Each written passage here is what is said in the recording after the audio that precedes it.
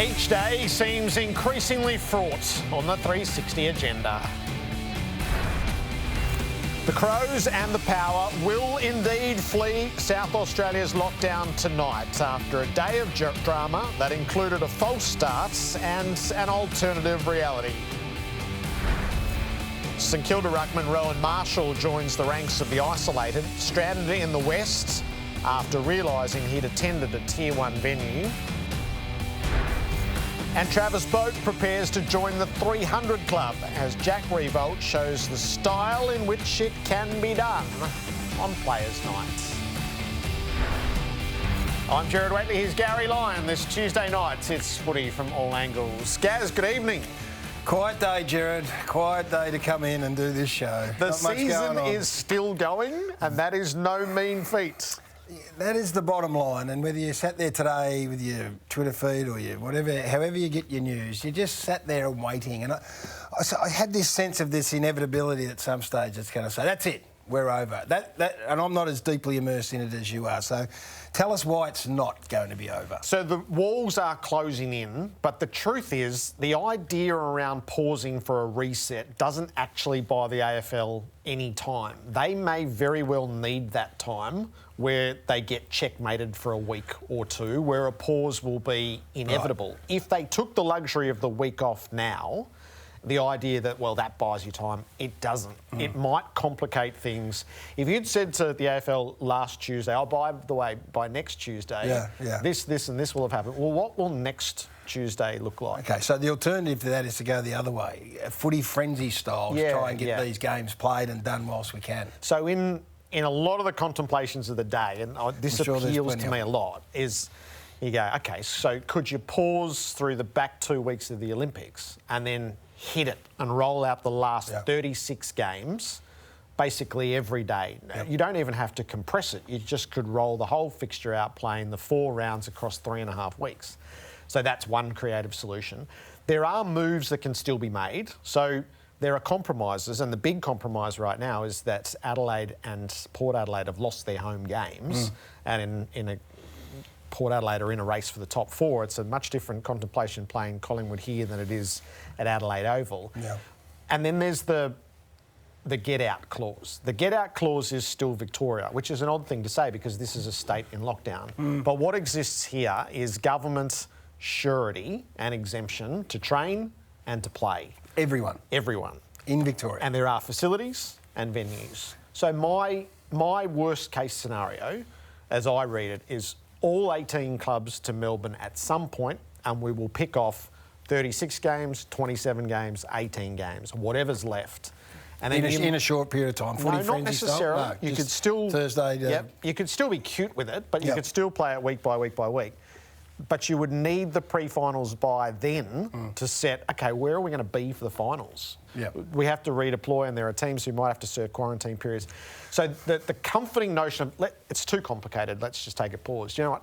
It's the AFL's job to figure out the complications and to move while they can until they hit checkmate, and then they'll have to stop.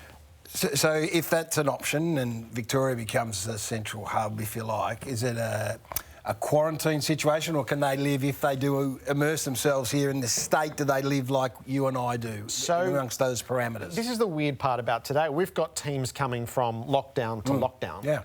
So you would live under the lockdown parameters of the Victorian community rather than the hub of what was experienced previously. It's probably six one way, half a dozen the other.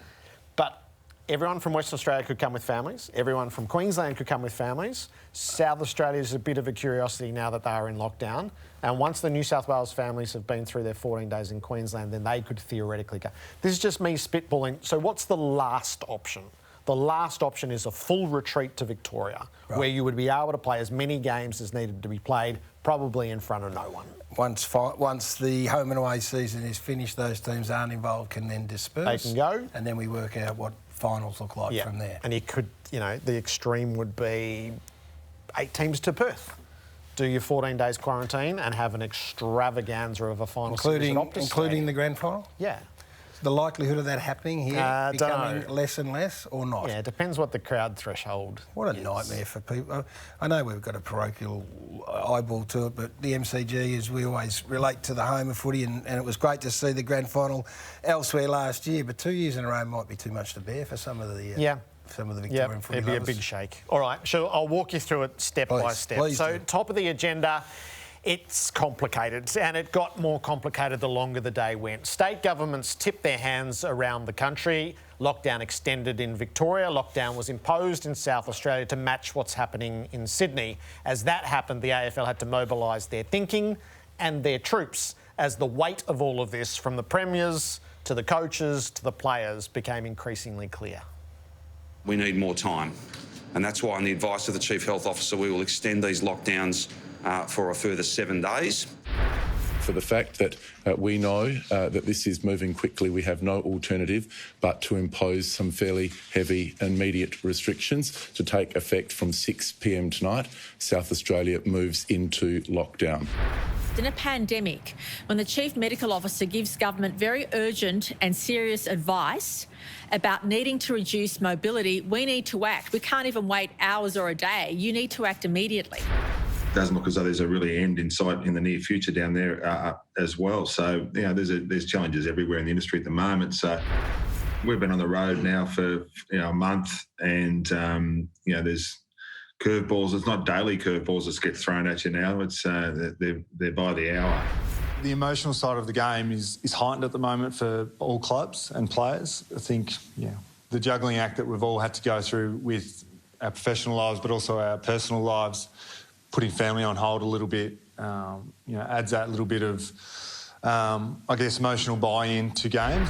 It's amazing how quickly things are unfolding, and I don't think at this stage we have to go into quarantine or anything like that, or lockdown or anything. But it's the way it goes at the moment. It's I think the Crows and the Power off to Melbourne, sort of ironically in a way now, and it's changing. So we've been pretty fortunate really over here that we've avoided quite a bit. So hopefully that stays that way, but hopefully we can keep playing each week, and hopefully the season can get through, because it's tough at the moment, tough for everyone, but we're trying to push on as everyone is. That was the backdrop. So the high drama, it centred in Adelaide. So South Australia calls lockdown, and the first step is get the teams out before 6 o'clock, because if you get caught behind the dropped curtain, you are essentially at the mercy of the length of the lockdown, and Port and the Crows would enter hiatus. Yep. You can't take that risk. So the first step was, OK, planes are ready, early afternoon, fly. And then there's a little twist, lockdown to lockdown I spoke about. Why can't they go to Queensland? So Port can't go to Queensland because they are in Victoria within a 14-day block, and Adelaide can go to Queensland, but there's no one to play because there's not a sterile corridor to get Hawthorn there to be their opponent, right? So that falls over. Then there's a trick of the fixture, is Port Adelaide and Collingwood and Hawthorn play in round 21. A group of 4. There is an artful solution. Yep. They are the 4 affected in round 19. They are the 4 who play in round 21. OK, go home and we'll stage the showdown. So the Port Adelaide and Adelaide officials, as I understand it, went back to their homes believing that they were playing each other and that Hawthorn and Collingwood would play. And then you get to the nitty-gritty with South Australia Health, who then made it clear that they would not provide an exemption to train during lockdown, and further to that, they wouldn't approve a game in front of nobody, which was the alternate plan. Don't tell me that to go and pay for car parking again back out to the airport. So back to the airport where they are very soon. 2 planes preparing to fly the Crows and Port to Melbourne, where they will now play away games against Collingwood and Hawthorn, their original opponents. And stay here for how long? They'll have to wait out the South Australian lockdown, because without exemption to train or play, they can't go home until it eases. So there's a chance and a likelihood they may be here for the remainder of the season if things go as badly as, well, fingers crossed they don't, as they have in the past. So we'll hold to an optimism for the moment that South Australia's gone really early on a low base, and that they might just be the 7 days. But that 7-day lockdown, so Tuesday to Tuesday, their best result is getting back home next Wednesday.